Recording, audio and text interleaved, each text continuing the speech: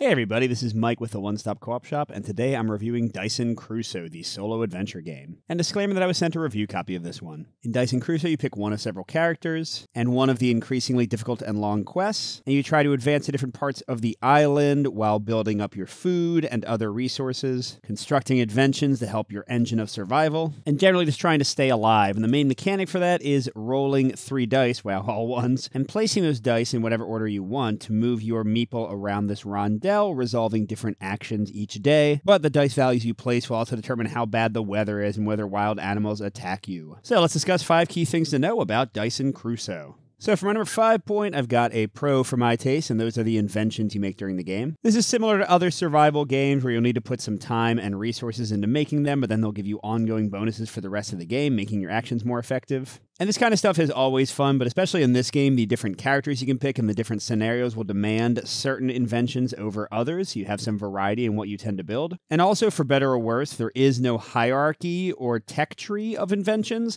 which is kind of a good thing and a bad thing, but it does mean that if you want to really save up and build something crazy like the machete very early on, you can. So there is, again, a bit more variety in your choice of how you tackle these inventions. Although one small complaint, a lot of the inventions do feel a little similar, and some of them seem a bit niche, so I don't almost ever build them, but still this is a pretty cool mechanic overall. Next, number 4 is the quest system in the game, and this is a mix for my taste. So there are 7 quests, and each one has a different number of days, which gets longer and longer for a more epic game experience. And they have some different goals you have to achieve. And on the positive side, this is nice to vary up what you're focusing on. Again, it's going to make certain character classes and certain inventions more valuable because of what you need to accomplish. The quest will also send you to different parts of the island, so you'll have to face off against different beasts and have different varying levels of difficulty. And just the changing game length will give you more time to build inventions, chain powers together, and also have you face greater and greater obstacles. But on the negative side, these still just come down to move somewhere and make something. That's the general gist of all the quests, so it doesn't really change up the core gameplay and isn't going to give you that much of a sense of variety play to play. My number 3 point for the game is a full-on pro, and that's the multi-use resources in the game. So you have the resources you might expect in a survival game like this: wood and stone, animal pelts and food.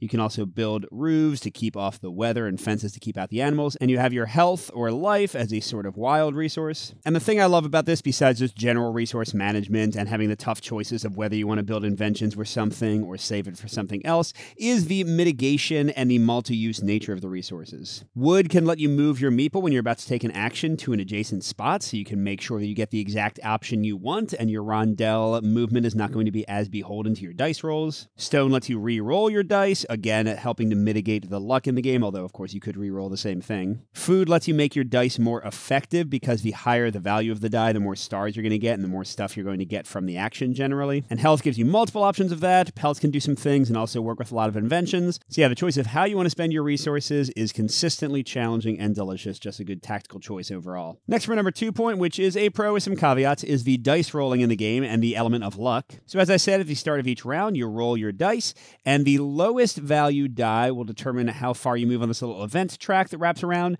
Some of these events are very positive, some are negative. And yes, you can spend stone to re-roll some or all of the dice, but again, you might get the same stuff, so that could be frustrating for some people. But what I really love and want to celebrate here is how high rolls and low rolls are great in their own way. The lowest roll, the number 1, is the weakest. It's worth no stars by itself, so a lot of actions won't have any effect, but it lets you go backwards or forwards, so you can set yourself up perfectly for the rondel. And also, a low roll is not going to trigger any health loss from weather or from animals, whereas yes, a 6 lets you blaze around the rondel and have a ton of stars to get a lot of actions done, but it's going to make the weather destroy you. It's going to make the animals attack every time. So high rolls, low rolls, in the middle rolls, they all give you something to think about. They all give you options, and they all are something you want or don't want depending on the game state. And that brings me right to my number 1 point, also a full-on pro for the game, and that's the action rondel. So as I've said, when you place a die down, you move that many spaces, and whatever you land on determines what action you're going to do based on your stars and the value of your die, with mitigation from wood and food. And this, combined with the die results, is the toughest decision of the game, because it might be the best action for you to wait to have your 6 go at the end, because that'll get you right to the movement action that you really need to progress your quest. But if you wait to use that die until the end, you're going to suffer the worst result from animals. So maybe you want to get that die out of the way in the first place, but now you're totally out of position. So maybe you want to use some of your wood, but you needed that wood to make the invention you were thinking about. And fun wrinkles of one's letting you go backwards, the gray die also letting you go backwards, although you only have it on every other round. Make this little rondel of actions another super engaging and tactically interesting part of the gameplay. So overall, if you're into engaging, tactical, quick solo games with a lot of dice rolling, I think Dieson Crusoe might be great for you. It packs a really good survival punch into a small package. On the other hand, if you hate dice rolling or you want a more epic survival experience, you might be better off with something like Robinson Crusoe or Frostpunk. And if you want to see the game in action, my preview playthrough is mostly the same as the final version of the game, so you can go watch that. Good gaming, and I'll see you at the next stop.